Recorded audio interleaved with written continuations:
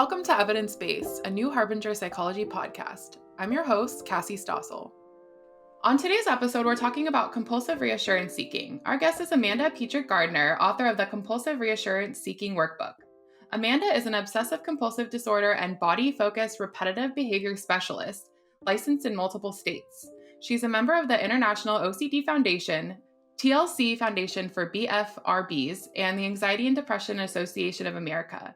Amanda is on the board for OCD Kansas, a state affiliate of the International OCD Foundation, and is author of an OCD exposure coloring book. She's from Topeka, Kansas. Hi, Amanda. Thanks so much for joining me today. Thank you for having me. I'm super excited to talk about this topic. I think it's a very relatable one. So I thought we could kick off by you just sort of explaining what is compulsive reassurance seeking. Yes, I think it's helpful to break it down and first discuss what even compulsions are and then add on the reassurance part. So, compulsions are repetitive behaviors that we engage in to try to relieve typically obsession. So, we often see this with OCD, but there are some other diagnoses that also have compulsions. But we engage in these rituals. They can be behavioral rituals or mental rituals that we do to try to make the anxiety go away or make the obsession go away or to try to prevent some kind of feared consequence. So then to add on the reassurance part, there are reassurance compulsions that try to provide us reassurance basically. Is this specifically an OCD compulsion, or do other mental health problems deal with this as well? Good question. So the workbook itself is just for OCD, but sometimes we will see these compulsions with things like body dysmorphic disorder, sometimes even social phobia. But typically, when we speak about compulsions, we're more so thinking about the obsessive compulsive related disorders. And in your book, you lay out that there are different types of reassurance. Can you talk about what some of those are? Yeah. So the main type of reassurance compulsion that most people think of, the obvious one, is reassurance seeking. So this is like when you go to somebody and you ask them compulsively, repetitively for reassurance. So you ask them, do you think this bad thing is going to happen? Do you think I'm going to die? Do you think I have a tumor? Do you think, what if? However, there are a ton of different ways reassurance compulsions can pop up. Like you could be going online and constantly Googling, whether it's asking strangers or researching things. You could be, sometimes just confessing, just saying, hey, I'm having this thought. And not even asking a question, but just sometimes confessing it and kind of gauging people's reactions, looking at their facial expression or waiting for their feedback is a way to get reassurance without even asking them the question. That's interesting. The confession. I hadn't thought about that one. Like you just might say, hey, I just had a thought that I could kill my spouse. And you're not even asking, Yeah. you think I could kill my spouse? You just are confessing your thought and waiting to see if your friend is going to say, oh my gosh, you would never do that. Yeah. Oh, wow. Yeah. I definitely feel like I struggled with this reassurance seeking a lot last year.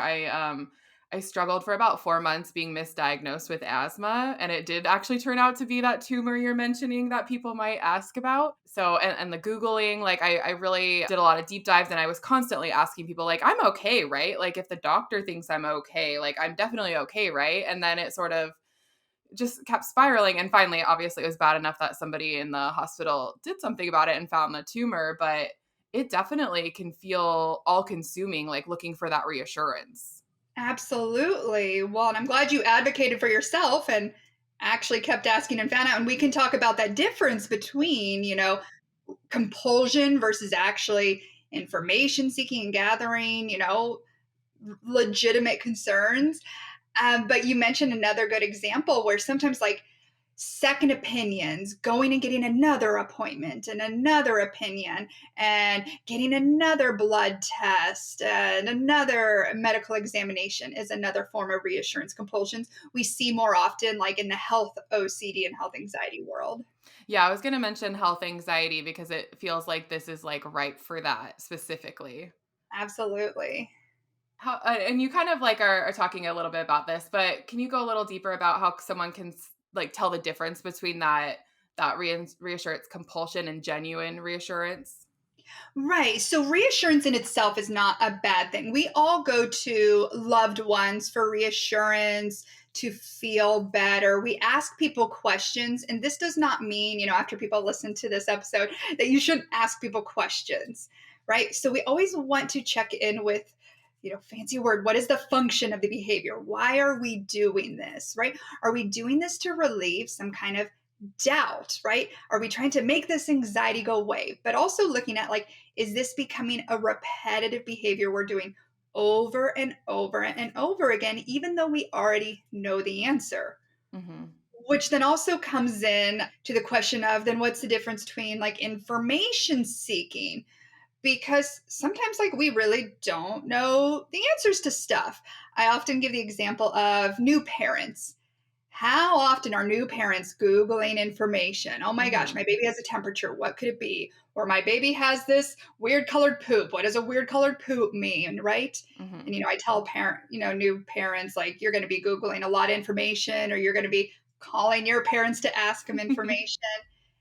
Information seeking is not a bad thing, but we want to tell the difference between that and a reassurance compulsion. And some of the big keys are, one, is it becoming repetitive?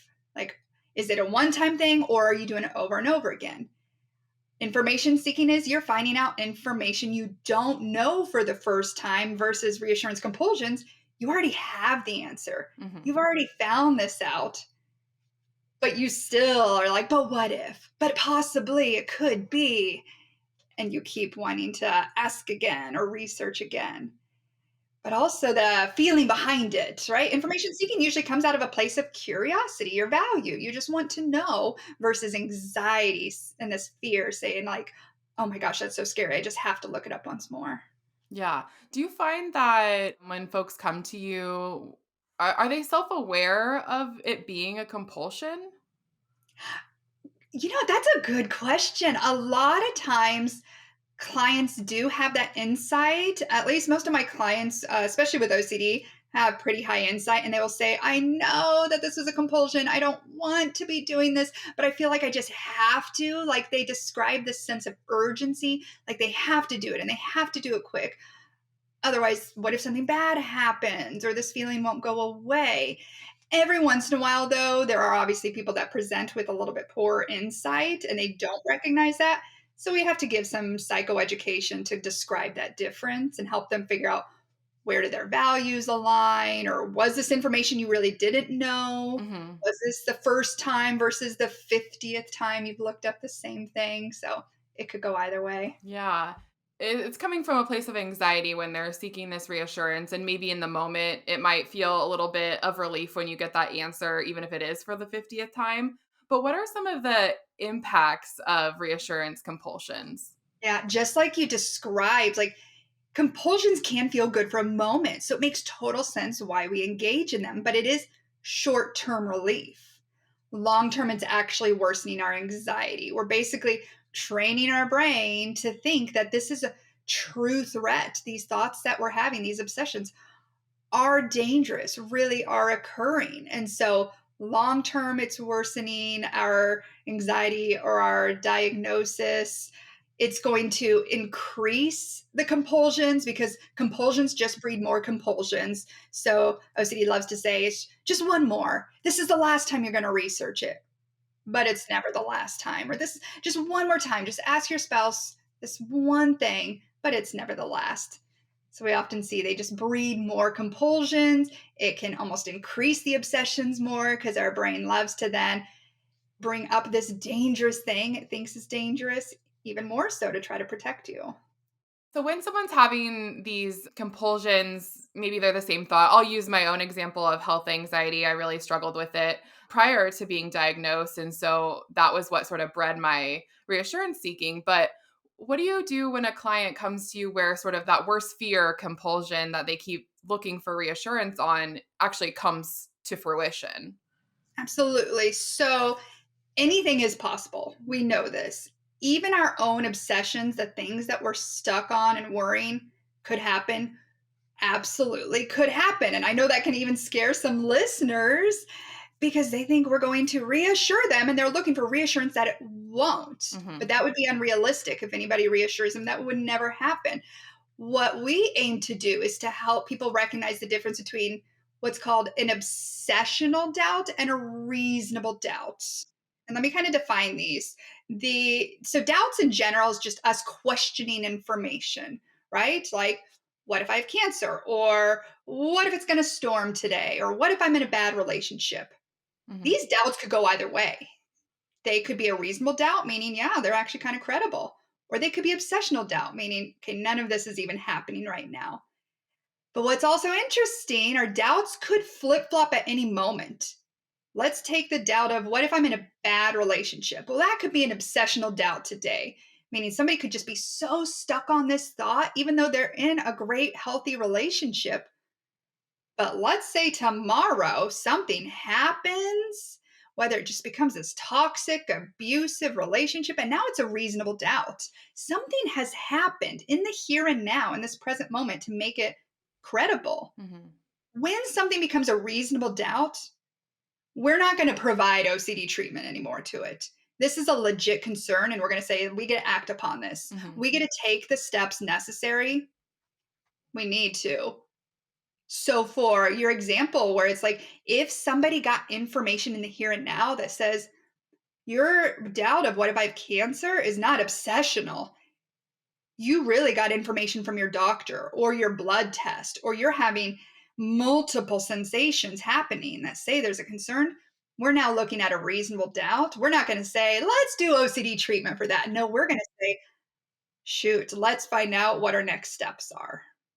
Yeah, and that kind of leads me to a question about a little bit about that confessional aspect of reassurance seeking. So I'll just use another personal example too, because this has a good question for me. So part of my journey involved a feeding tube. Because I had a hole in my trachea that went into my esophagus, and so I literally couldn't put anything in my mouth for about 4 months. And when you're in like a situation like that, so I'm already in the situation where I'm dealing with cancer, and then I'm feeling like this is my experience forever, even though the logical brain says it's not. But I would find myself, and I didn't have a name for it until you just mentioned the confessional. I would literally just say to people, like, this is my life now. Like, I'm never going to eat again. And then, like, see what they said. So that I know could be that sort of compulsion seeking versus the information, right? Because all the information I'm being told is that it's temporary. Temporary. Mm-hmm. So how do you like in your brain logically flip between those two? Like I think your example about the relationship or like finding out more information, like I think it's easier to tell the difference between just that obsession versus that realistic. Yeah. So I bet the first time you were getting all the information about treatment and the feeding tube was information seeking, right? Mm-hmm. And then past that, it would probably have been so easy to slip into reassurance compulsions, even though Mm-hmm. you knew the answer, because I'm sure your anxiety was skyrocketing, Yeah. which makes sense. Now, I'm not going to diagnose you. That No, would no, be no. unethical. But I would be surprised. There's a lot of trauma that goes along with real health conditions as well. So I'm just going to throw that in there that it's like sometimes we see compulsions with trauma too. This really did happen and anxiety is popping up and we want to get some kind of relief in that moment. Yeah, yeah, and expecting the worst to happen is just like I think also a trauma symptom as well. Absolutely. So you kind of mentioned a bit about noticing when you're being more obsessive about those compulsions, but what are some ways to sort of tune in with yourself and become more aware of when it is bordering on obsession? Yeah, so we want to create awareness when we're doing this because otherwise it's kind of hard to stop our compulsions if we Mhm. don't even know it's occurring. So I go through the basics of documenting the when, where, why, who, places, all these steps. So, like, who do reassurance compulsions happen with the most? And a lot of clients will be able to say, like, I do it with my spouse, or I do it with my mom, or I text my best friend. Because if we can make a little mental note or a physical note of who it's with, we'll just be a little bit more aware of during those interactions to notice if that's coming up. Or where does this happen? Is it more often like when I'm laying in bed trying to go to sleep next to my spouse and anxiety is just, obsessions are running through my head? Is that more likely the time I compulsively start confessing or asking questions. So where? But then going through all of these, like, yeah, what places, what times a day, any of these kind of just general questions to notice your patterns or triggers can increase that insight and let you notice, like, when this is going to happen a little bit more. Yeah, finding those patterns seems really, really important. Hmm. So in your book, you talk about ERP. Can you talk about what that is and how it can be really helpful for this? Yes, so ERP stands for exposure and response prevention. This is a common treatment for obsessive compulsive disorder. It's been around a long time, a lot of research for it. So I shared a lot of techniques from ERP that can be applied to reduce the reassurance compulsions. Because I would say untrained professionals might just say, oh, well, we just need to reduce compulsions. So just stop doing it. Well, that is so much harder Yeah. to do. So I kind of walk through in this workbook, like actual techniques to reduce it. And one of several of them in the workbook, it talks about like how to delay it. Because while ultimately we want to eliminate all the compulsions, like I said, very hard. Hmm. A good baby step or stepping stone is like, can you just delay it? Meaning, if you can tell, I really want to text my mom right now and just ask her, do you think I'm going to get in a car accident today?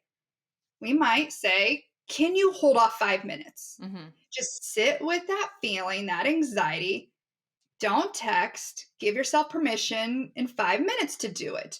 And here's the great thing, you wait 5 minutes and then you kind of have a choice. Do you go ahead and text her? Okay. Or do you challenge yourself and wait another 5 minutes? And to me, it's this win win situation because even if you go ahead and text in 5 minutes, you got to prove to your body that it's like, wow, I was able to wait 5 minutes. I felt that anxiety. It was okay. Or a lot of people kind of challenge themselves to continue. They're like, well, I want to go further. Can I do 10 minutes now? Can I wait till after breakfast? Can I wait till the end of the day? And they keep pushing it further and further. And what we're basically doing is helping our body get used to this feeling and recognize like nothing bad happened. I didn't have to ask my mom. So it's probably one of my favorite techniques to use to eventually get rid of those Hmm. compulsions. Well, I like that because one, when you pause and you have to think about it before you're sending it, you're becoming self aware. And two, by waiting, you're like taking the power out of it, out of that That's pause. perfect. Yeah, there's so many benefits to it. And again, also decreasing the shame around it. Like, even if you do end up doing it, I don't want people beating themselves up for it because you still made progress. Yeah. You waited longer than you might have waited yesterday. Yeah. That's still a win. Yeah, definitely. You also mentioned mindfulness in your book. Can you talk about, some examples of mindfulness strategies or activities that can help? Yeah, so anytime we can practice bringing ourselves back to the present moment, to me is beneficial, honestly, for any mental health concern, but especially for anxiety disorders and obsessive compulsive and related disorders, because so often it's like trying to pull us away from the present moment and think about the future, the past. So we use a lot of mindfulness strategies, maybe to pull us back to what's happening right here. Let's just focus on right now. And so here's a simple, very simple mindfulness strategy just for the listeners to give them an example, because this is something you can incorporate today and it won't even take you any extra time. Because I know some people are like, I don't have time to do this. Pick an activity you're already going to have to do today. Maybe it's you're folding your laundry. Maybe it's you're going to walk to your mailbox to grab the mail. Maybe you're doing the dishes. And I want to encourage people, try to notice your senses, try to be fully present in that moment. I'm going to sound like a big old dork, but I started practicing with my laundry because who gets excited about their laundry, right? Most of the time when we're doing our laundry, we're trying to just like get it done, rush through it. We're being very judgmental about the laundry. We're thinking about what we're going to do after the laundry. Instead, just fully immerse yourself in it. Notice the feel of the fabrics. What does it smell like? What textures and patterns do you see? Notice the creases. Feel it as you stack them. I know this might sound bizarre, but there might even be a little bit of enjoyment as you do it, as you recognize all the feels and smells and sights and everything. And for a moment, let's say 5 minutes of your day, everything's okay. Nothing bad is happening in this very moment while you're just doing the laundry. Of course, it's not always that easy. Your mind is going to try to pull you away and think about this thing you have to do tomorrow and this project you have and this dinner you cook. And we're going to acknowledge that thought is there. And we're going to come back and be like, oh, but these soft, cute little baby socks. And oh, look at this little polka dot pattern on my girl's shorts. And practice that once a day because it's not our norm just to be fully in the moment. I think that sounds like it could be really powerful. One, like you said, with just random chores, but I feel like a lot of people can relate. But I literally always have a distraction going. I'm doing something and I have music on, or I'm doing something and there's TV running in the background, or as I'm falling asleep, I have like my comfort show playing. To actually like sit with that and be in the present moment can be really powerful, even if it is just doing laundry. Mhm. And I always start here because people don't wanna always give up a lot of their free time for therapy homework, but then eventually it might be, I'm going to purposely take 10 minutes of my day and just sit outside and just feel the breeze and smell the outside smells, right? Hmm. That's so beneficial for us. Mindfulness has so many benefits. Yeah, and what you've done is make it very practical. When I first started working at New Harbinger, mindfulness was just becoming sort of like in the conversation, but now you hear it everywhere. And, I've worked here 9 years this week, and I finally am starting to really understand having these conversations that it doesn't have to be like I'm sitting on a pillow in the middle of the dark room for half an hour to get to an enlightenment. Like it can be like any part of your day. Yeah, honestly, I tell people, like, most people hear of meditation when they think of mindfulness. I'm Hmm. like, that's one form. My opinion, that's the hardest Yeah. form. I suck at it. So I'm like, let's start with a mindful bite of chocolate. Go grab that Hershey Kiss, plop it in your mouth, and I want you to just notice the Hershey Kiss for the next 5 minutes. Like, I want you to just notice the taste and let it dissolve in your mouth and the feel, and that I can do. Yeah, stealth mindfulness. Yes. How can values help us resist compulsions? Yes. So this is kind of a concept from acceptance and commitment therapy. So another treatment we often involve with OCD and a lot of mental health disorders we use ACT for. So we will help the client identify what their values are and if what they're currently doing is aligning with their values or not. Because a lot of times, especially with compulsions and how we're responding to our anxiety, it's pulling us farther and farther away from our values, right? Whether it's spending hours a day researching online or going and scheduling excessive doctor's appointments and taking tons of medical tests. This is pulling us away from our values and how we genuinely want to live our life. So we'll take some time to figure out, like, who are you? Who do you truly want to be? What does that life look like? And are these actions getting us closer to that or further away from that? And what steps can we take to get you back to who you truly are? Yeah, I really love values work. I think it's really interesting, and it feels like very like common sense, but it actually, like you said, applies to so many mental health issues and can be really impactful. Mhm. We'll be right back after this short break.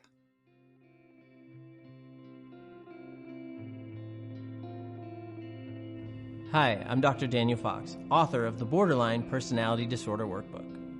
When you first are diagnosed with BPD, or you're first told that you may have borderline personality disorder, it can be very frightening and overwhelming.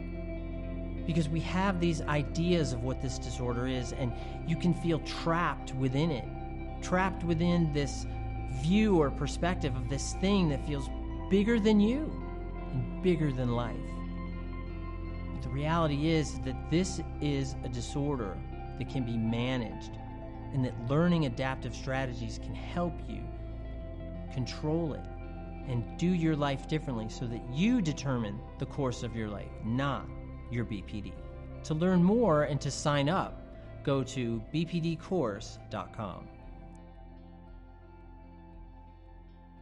In your book, you talk about a concept of the OCD bubble. Can you talk a little bit about what that is and then kind of walk us through how we might understand imagination versus perception? Yes. So these concepts are spoken a lot about in inference-based CBT, which is another treatment that is used in evidence-based treatment for OCD. So first, I'll start with the imagination versus perception. So it can be helpful for clients to learn about this difference. Perception is any information that we are gathering through our senses, right? So obviously, most of our listeners know their five senses, but it could also be like our common sense, just what we know to be true, right? Like, how do we know that today is Wednesday? People would just tell me, well, they just know, or whatever day it is that the listeners are listening to it. You just know. You don't have to necessarily look at your calendar to know. Common sense is just things we know. Or internal senses, right?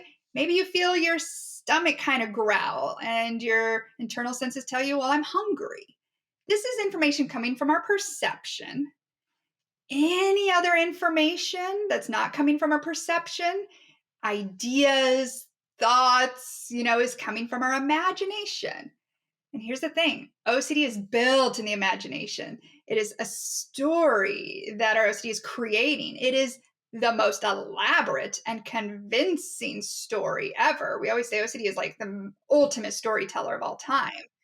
And so, if we can help clients see the difference between what's coming from our perception and what's coming from imagination and kind of piece those two things apart, it can be very beneficial.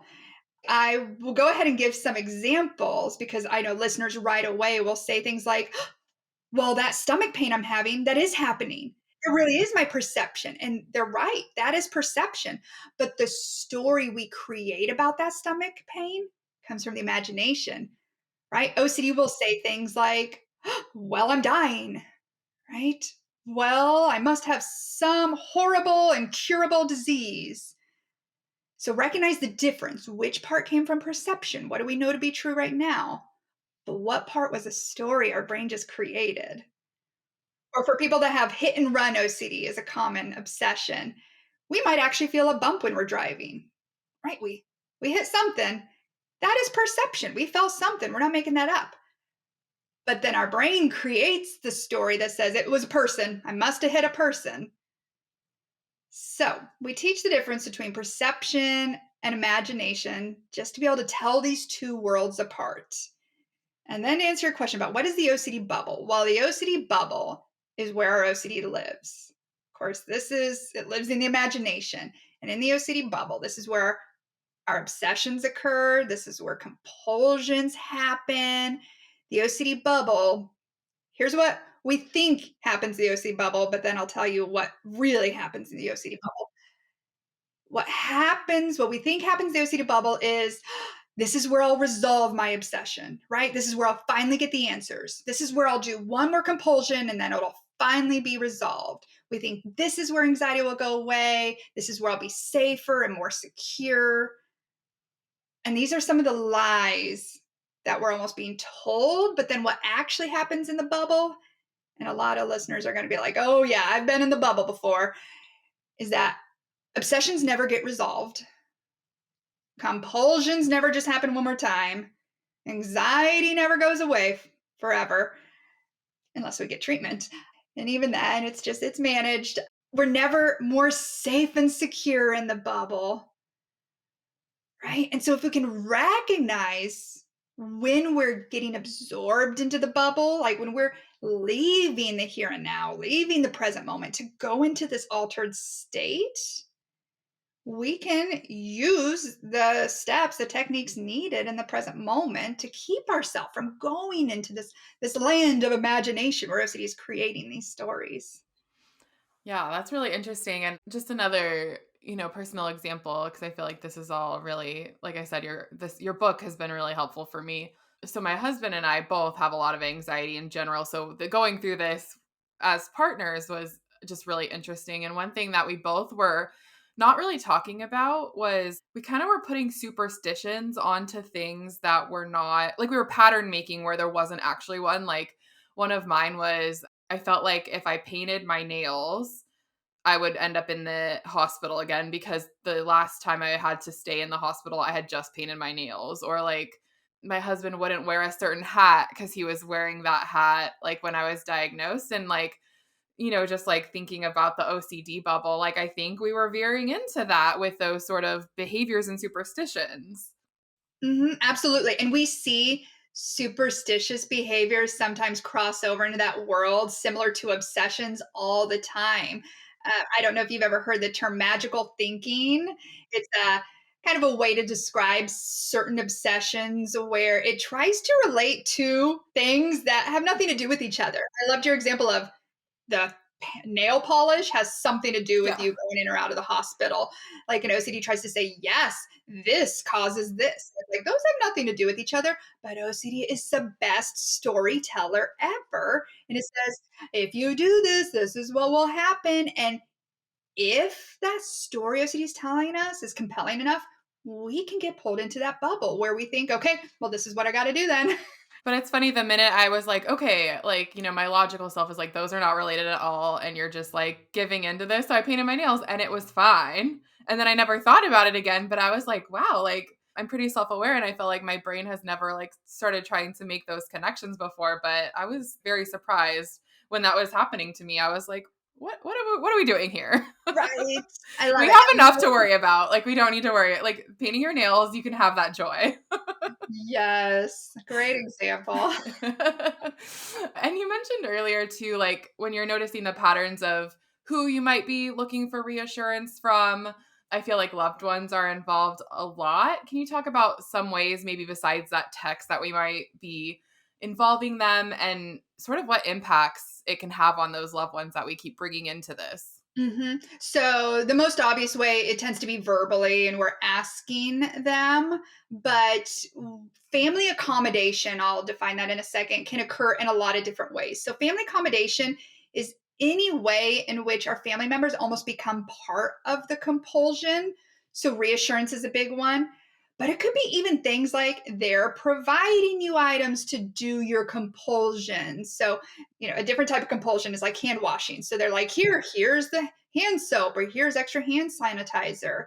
Or they are giving you extra time to do your compulsions, or they're walking on eggshells not to set you off, or they are doing your routines, your tasks for you because you're just not functioning well enough to do them yourself.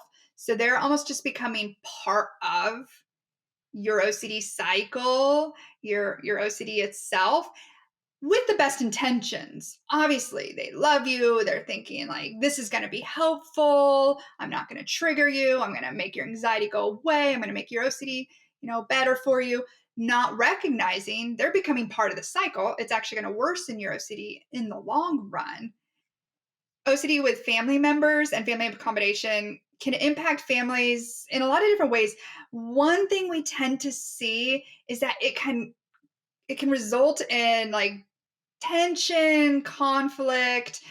Of course, in the beginning, it starts off as like obviously a lot of help and support, but then eventually this can kind of lead to family members getting a little frustrated. They're tired of answering questions, tired of doing a lot of this stuff, which is then what maybe leads people into treatment, just saying, I'm tired of doing this and not wanting to help anymore. And so then they just kind of like rip off the band-aid saying, well, we're just not going to do anything anymore. And it's like, well, we need to take a smaller step-by-step approach. So if they get too frustrated, they might try to go a little bit too hard or too fast in their approach. Do you find, just to flip the script a bit, if you're a person listening and maybe you're on the receiving end of that reassurance compulsion, do you have recommendations for loved ones who are want to help their loved one without like feeding into that cycle?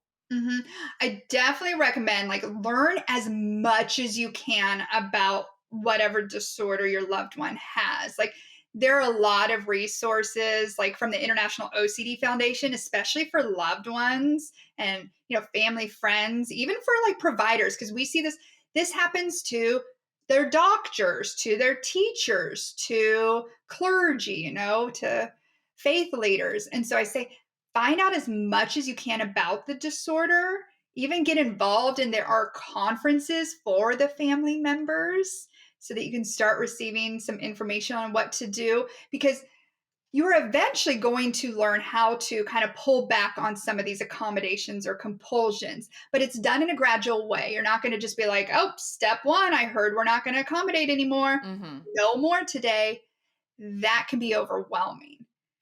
But in the meantime, as you're learning, I say provide support. And what support actually looks like is validating Mm-hmm. and instilling some confidence. So saying, like, I know this is hard for you. I can tell you're anxious, but I believe you can do it. Yeah. That is more supportive than saying, no, you're not going to die. Right? That's a better response to say, oh, I know this is really tough for you. I think you can figure this out. Yeah, that feels more grounded in reality as well, too. Right? Because we know anything's possible. So we can actually say, like, no, nothing bad is going to happen. Yeah, exactly. And if you're back to the person who is suffering from those compulsions, what are some ways to sort of pull back from including your loved ones? Yeah, so one of my favorite things to do, and I do this more often with younger audiences, but even adults can do this. I will kind of take a stepping stone approach with this too. And I might start off with, like, just write down your reassurance questions at first. Like, instead of running to your dad or your best friend saying, do you think something bad is going to happen today? I might start off with just like, well, let's write it down. And maybe we can do a lot of levels here. They can read it and write their answer. Maybe that's the first step. And then maybe it's going to be you write it down and they don't read it for a day. Or maybe they read it, but they don't write down their answer. Or eventually, what we're getting to is you write it and you don't know when they're going to read it. Or you write it and they don't ever read it. Like, so we're kind of learning how to tailor off them even looking at this kind of notebook that you're writing down your reassurance questions. But we do this even in a gradual way. Like, at first, they're going to read it. Maybe they'll even write their answers, but then it won't be as often, to the point we're not even going to respond. Like I said, I do that more with younger audiences.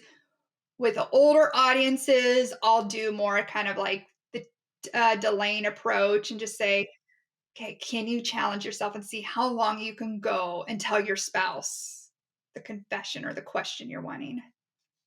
It seems like in general with compulsive reassurance seeking, it's really just important to sort of take it step by step and not try to go all or nothing. Yes, we try to do everything kind of in a gradual process. Of course, there's always those people that go above and beyond and are like, I'm just going to cut it all out. More power to you. If you have the ability to just to cut out a compulsion, that's fine. Mm-hmm. That's great. It's hard, but for a lot of individuals, we have to, like, decrease one compulsion at a time too. We might just say, right now we're working just on getting rid of the Googling. Yeah. Keep doing the rest. Let's get rid of the Googling. And then later we're going to get rid of calling your doctor every day. Let's get rid of that one then next. So this compulsive reassurance seeking feels like it can be very all-consuming. I know with my experience with it, it was like the only thought in my brain. What would you say to someone who's sort of just at the beginning of trying to work through this? Mhm. I would definitely remind everybody that there are treatment approaches that are shown to work. I think that's one of the most hopeful things about this. Whether somebody actually has a diagnosis of OCD or they have some other diagnosis that's related, like, there are a lot of different treatment options. And so I think it's finding, that specialist that can help, finding that support system that's also willing to be involved and learn with you to support you on this journey. I would go ahead and start, like, my first place to go to is that International OCD Foundation, because you can start learning about some of these approaches, but also start getting connected with somebody. Obviously, I think the workbook would be a great place to start too. But I think just that hope of knowing, like, there's actually help here. Yeah. Amanda, that feels like a good place to stop unless you have any final thoughts for our listeners. I don't think so. All right. Thank you so much for taking the time to chat with me and for your workbook, which was super helpful for me personally. I feel like I found it at the right time and I'm having this conversation with you at the right time. So I really appreciate it.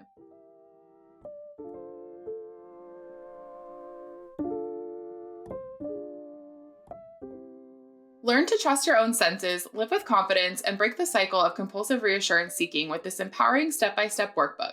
Are you constantly seeking reassurance from others? Do you suffer from debilitating anxiety if you aren't absolutely certain about everything?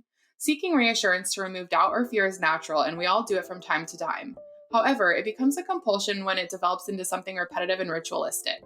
This compulsion is linked to obsessive compulsive disorder, can perpetuate and worsen this condition, and can also create conflict between you, your friends, coworkers, and loved ones. So how do you stop?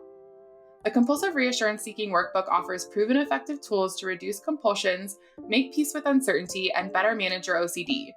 Grounded in cognitive behavioral therapy and evidence-based treatment for OCD, this cutting-edge workbook reveals how reassurance seeking can interfere with your relationships and provides healthy coping strategies you can use to reassure yourself without resorting to compulsive questioning. Compulsive reassurance seeking can be exhausting and more often than not exposes you and those closest to you to increased levels of conflict, stress, and anxiety. It's time to reassure yourself the right way, a way that encourages and empowers you to seek genuine well-being, self-worth, and peace of mind from within.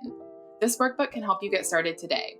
Visit our website at www.newharbinger.com and use coupon code podcast25 to receive 25% off your entire order. New Harbinger Publications is an independent, employee-owned publisher of books on psychology, health, spirituality, and personal growth. For over 50 years, our evidence-based self-help books and pioneering workbooks have helped readers make positive changes to improve mental health and well-being. Founded by psychologists Matthew McKay and Patrick Fanning, New Harbinger is proud to be an employee-owned company. Our books reflect our core values of integrity, sustainability, compassion, and trust. Written by leaders in the field and recommended by therapists worldwide, New Harbinger books are practical, accessible, and provide real tools for real change. The best continuing education training does more than just fulfill requirements. It opens your mind to new possibilities, increases your confidence, and gives you powerful tools to transform your clients' lives. Praxis Continuing Education and Training partners with world-class experts to create cutting-edge, evidence-based courses for mental and behavioral health professionals.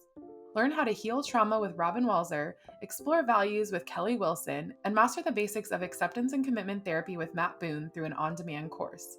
Or join experts and like-minded professionals live to take your practice to a new level. Find your next training opportunity at praxiscet.com. That's praxiscet.com. Do you have an idea for another episode? Do you want to send us a message? Our email address is podcast@newharbinger.com. We'd love to hear from you. This podcast was edited by Jesse Fancushion. If you enjoyed today's episode, we'd love if you rated, reviewed, and subscribed to the show, and we hope that you might share it with anyone who could benefit from the content. This podcast is not a substitute for counseling with a licensed provider.